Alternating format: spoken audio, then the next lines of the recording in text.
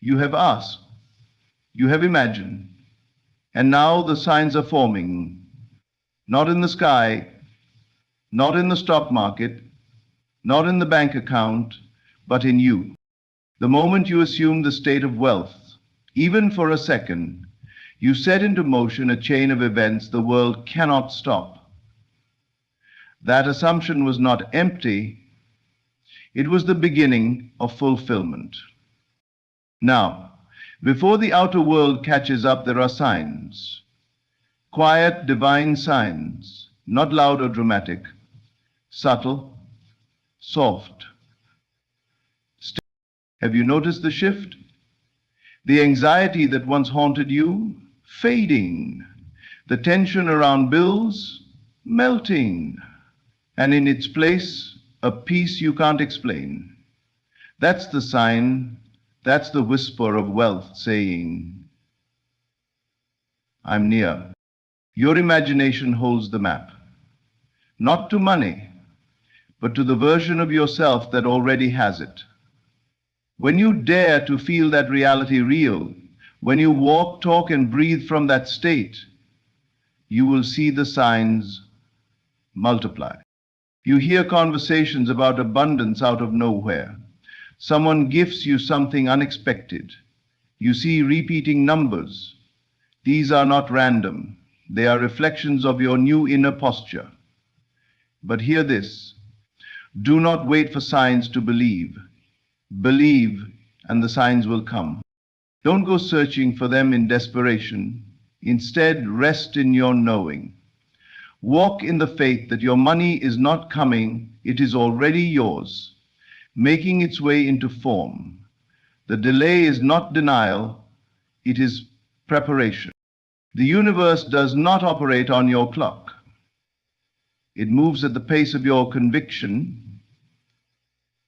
When you no longer wonder if it's coming, but know it has come, you enter alignment.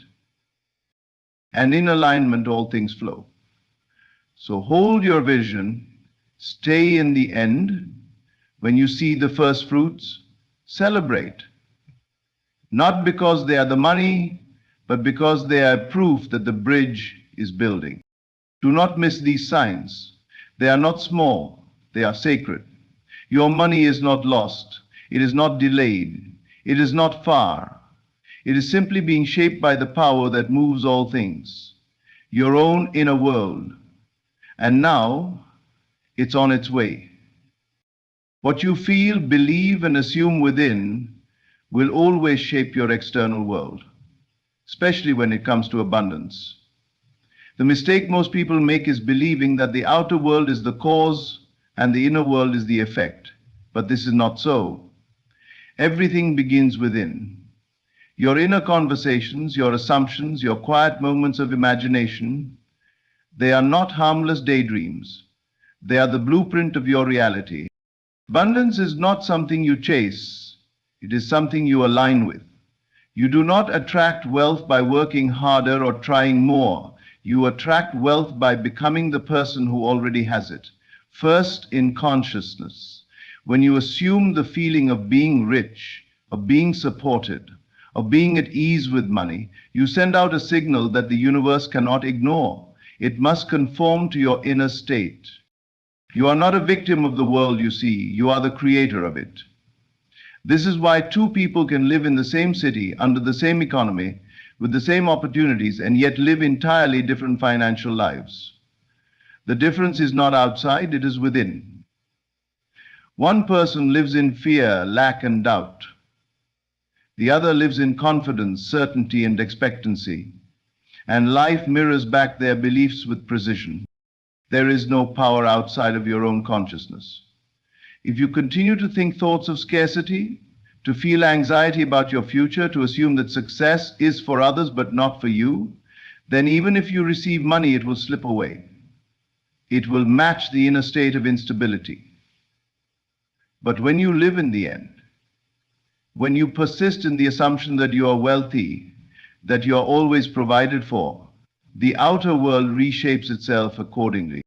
Abundance is not earned, it is accepted. And that acceptance must happen inwardly before it can show up in your bank account. This is why imagination is your greatest tool. When you imagine vividly and feel the reality of already having what you desire, you are creating from the inside out. You are not waiting, you are generating. The law responds to your state, not your effort. You might say, but I don't feel wealthy, I'm struggling. Yes, you may be. But the struggle persists because you continue to identify with it. You keep rehearsing it internally. Every complaint, every doubt, every moment of frustration feeds the version of you that is broke. Stop feeding it. Begin to shift. Begin to entertain the idea, just for a moment, that it is already yours, that it is working out, that you are favored, blessed, and guided. And from that new feeling, new thoughts will come. New opportunities will appear. New people will enter your life. You don't need to know how. That's not your job. Your only task is to dwell in the state of already having. Let the world reorganize itself around your inner conviction.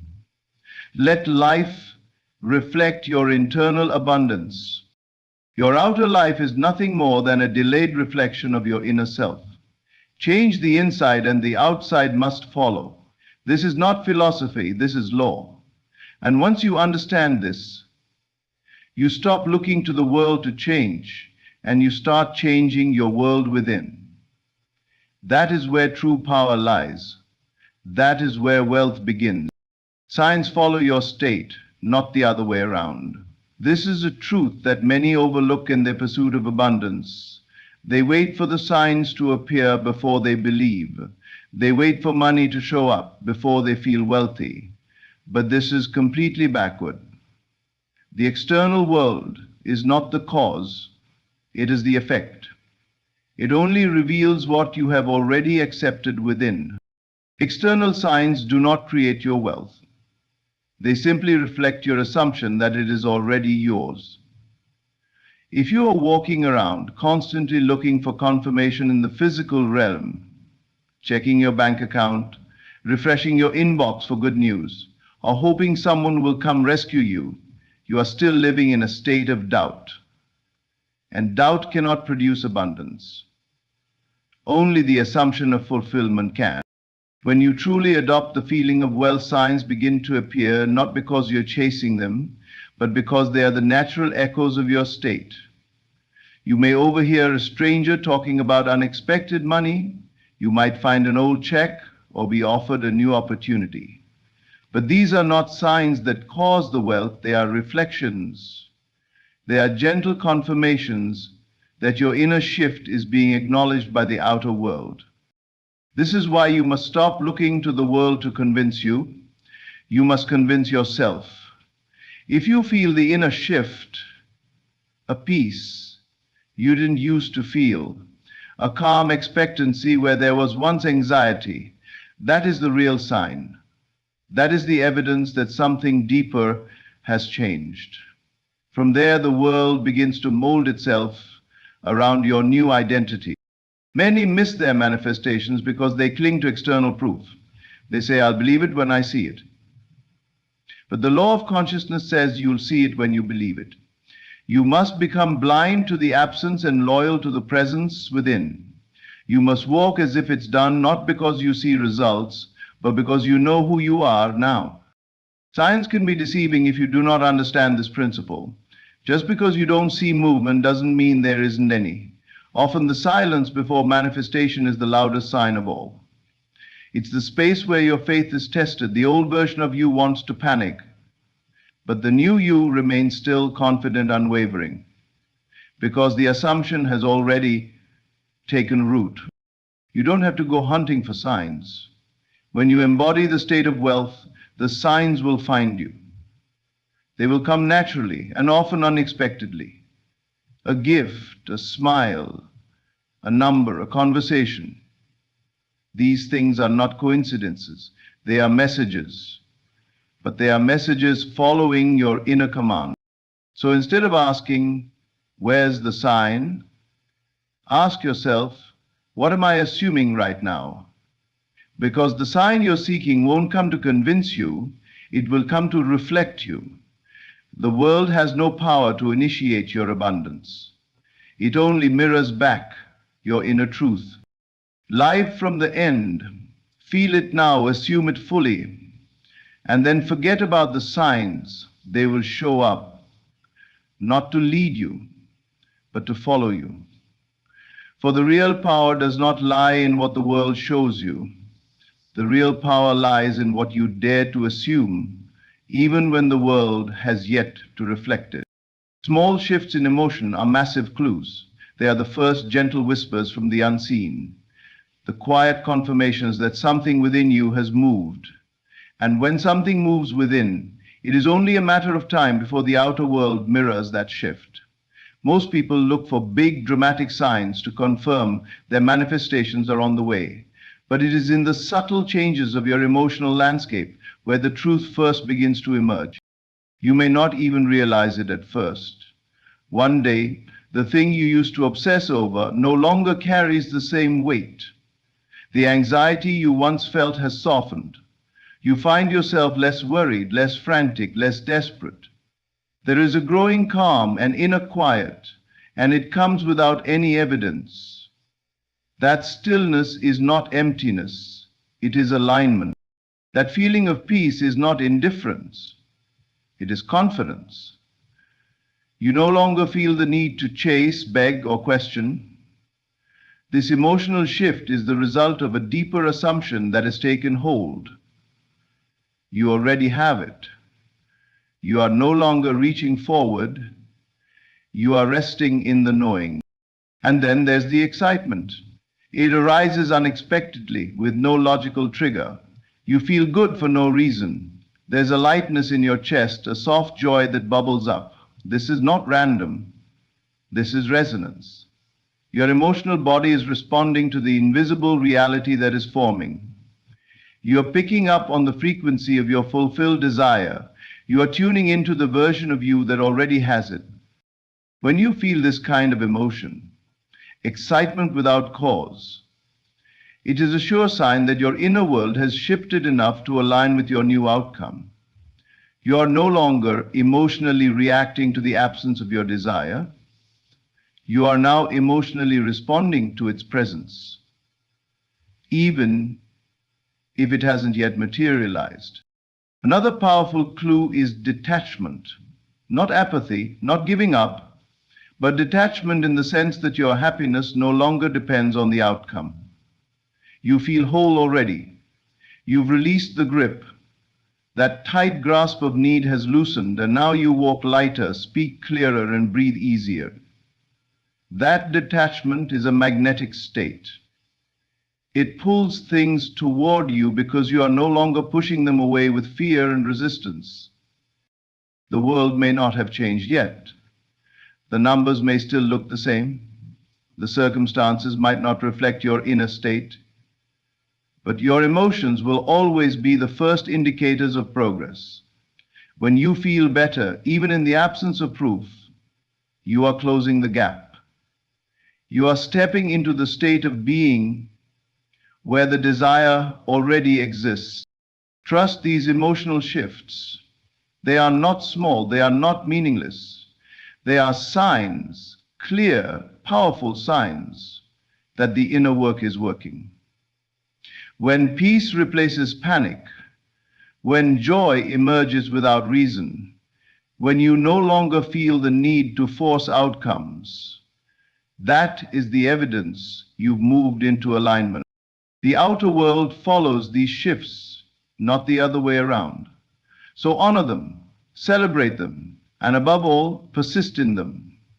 Because when your emotions begin to reflect the end you desire, your reality has no choice but to do the same. Synchronicities are confirmations, not coincidences. The moment you begin to live from the end, to walk in the assumption that your desire is already yours, the universe starts to whisper back.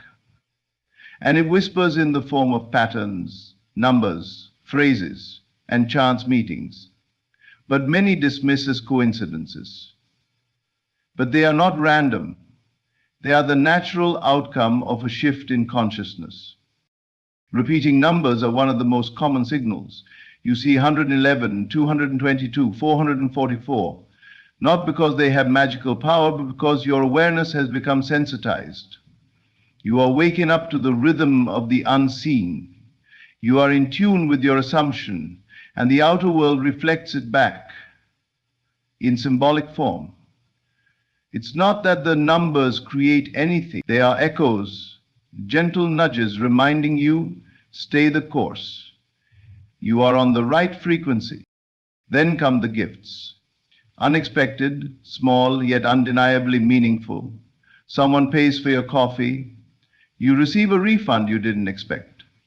You find money in an old coat. These moments aren't accidents. They are physical reflections of your new internal state. You've shifted from lack to abundance, and the world is responding in kind. It has no choice. The outer is always rearranged by the inner. Even conversations around you begin to change. You overhear people talking about wealth, about opportunities, about success.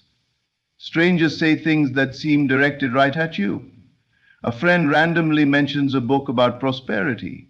You hear a song with lyrics that speak to your desire. These are not coincidences. These are reflections of your inner dialogue now becoming dominant. What you consistently assume within begins to show itself in your surroundings.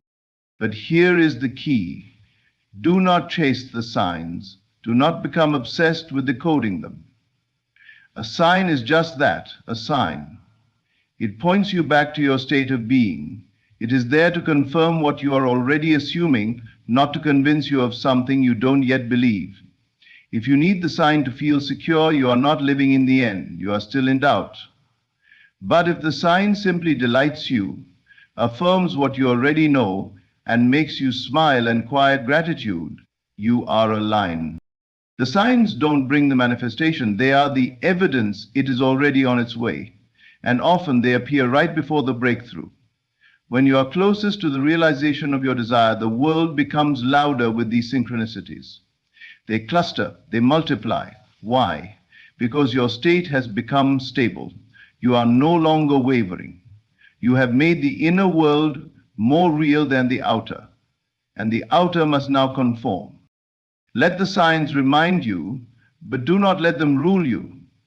You are the cause. The pattern, the gift, the conversation, they are the effect. They follow your dominant vibration. And when they appear, treat them as the sacred reflections they are.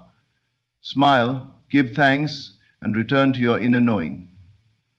Because the moment you begin to see these synchronicities, you are not waiting for your manifestation, it is already unfolding. What you believe, what you assume, what you feel as true, these are the seeds. Synchronicities are the first shoots breaking through the soil, and soon the full bloom will be undeniable. Imagination is the seed of wealth.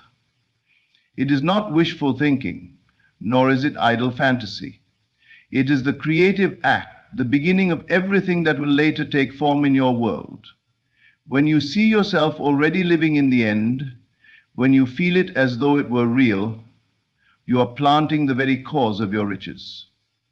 The world may tell you to hustle, to grind, to suffer until you earn the right to abundance, but the truth is far simpler and infinitely more powerful.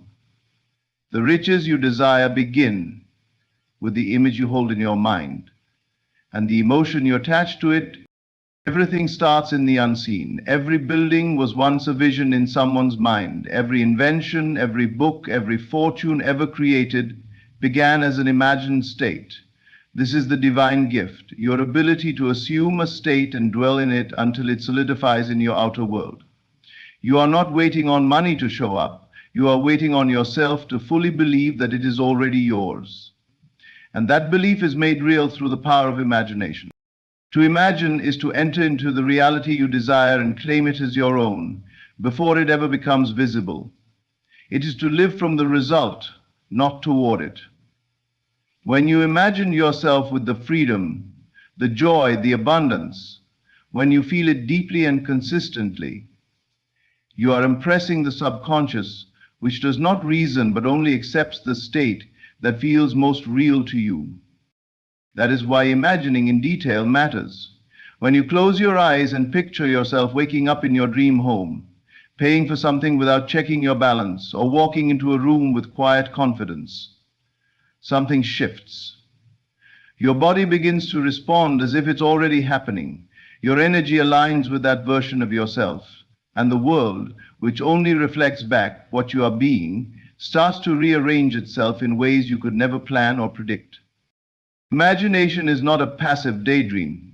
It is an act of creation. It is the origin of cause. If you only react to what you see now, you remain bound to it. But when you deliberately imagine what you choose to experience, you rise above the facts and create new ones. You no longer seek wealth, you express it. You no longer chase it, you assume it. And assumption is the root of all manifestation. It's not about forcing the outer world. It's about becoming internally congruent with the life you desire. You persist in the vision until it feels natural. And when it does, the world yields. It may come through a new job, a sudden gift, an idea, or a shift in circumstance. But it must come. Because imagination sets the law in motion. What you repeatedly see and feel becomes your life. So go into the silence. Retreat daily to the world within and see only what you choose to experience. Feel it as real. Walk in it. Talk in it. Know that every moment spent imagining is not wasted. It is invested. You are not waiting for the wealth. You are creating the wealth now. And the moment you fully believe it within, the world will show it without. The test is trust. It is the silent place between the planting and the harvest, the invisible space where nothing seems to happen, yet everything is. This is the final gate before manifestation, and it is where most give up. They look around and see no change. They hear no confirmation. They feel the pull to doubt, to question, to revert back to old beliefs. But this moment, this stillness, is sacred. It is not absence. It is gestation. And your task now is to trust. When you have imagined the end, when you have felt it real and assumed it to be yours, something shifts within you. A seed is planted, not in the outer world, but in the unseen realm of consciousness. That seed has taken root, and like any living thing, it must be allowed time to grow. But growth is quiet. It does not announce itself with fanfare. The earth does not shake. Yet underground the roots deepen. This is the point where you must remain unmoved by appearances. Do not dig up your seed with doubt. Do not look for signs of life and declare failure when you see none. This part of the process demands a deeper kind of strength, a quiet certainty. Trust is the evidence of your maturity in manifestation. It is not loud. It does not need to convince anyone. It simply knows. Many mistake the silence for rejection. They believe the absence of immediate results means their desire has been denied. But silence is not denial. It is confirmation that the work is being done behind the scenes. You are not being tested by the universe. You are being invited to stand firm in your assumption, to prove to yourself that you truly believe what you've imagined. Faith is not proven when everything goes your way. Faith is proven when nothing does, yet you remain in the knowing. When you can walk through the quiet, the delay, the space of not yet, and still declare, "It is mine," then you are truly aligned. That is the test, not of your strength to fight, but of your strength to trust. Trust is action. It is the refusal to waver. It is holding the feeling of the wish fulfilled even when the world tells you otherwise. It is continuing to move, to breathe, to live as if it's already done. And in that, you close the gap between what is imagined and what is made visible. This is the time to ignore the senses. This is the time to persist in the inner vision, to go again into the quiet of your mind and live there, to see the outcome, to feel it, to rest in it, not to get something, but because it is already yours. This is not pretending, this is creation. And soon, without warning, something shifts. A call comes, a door opens, an idea arrives.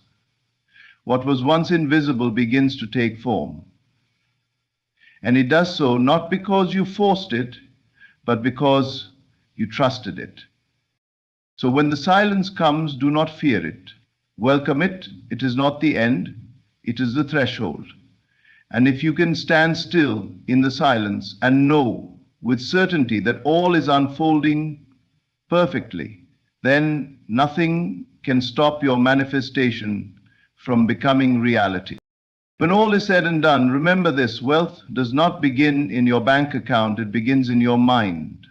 The feeling of abundance, the trust in the unseen, the calm knowing that what you've imagined is already yours. These are not small things, they are everything. The outer world is not your master, it is your mirror. What you assume to be true, what you dare to feel as real, will shape your reality with perfect precision. So don't miss the signs, not because they bring your money, but because they reflect the truth you finally accepted. Trust the silence, honor the small inner shifts, rejoice in the synchronicities, and above all, return again and again to the image in your imagination. It is not a fantasy, it is the seed of your fortune. You are not waiting for wealth, it is waiting for your unwavering belief. Persist in that inner knowing. Feel the end. Live from it, and let the outer world bend to match your inner conviction. Thank you for listening. Stay faithful to your vision. Your wealth is already on its way.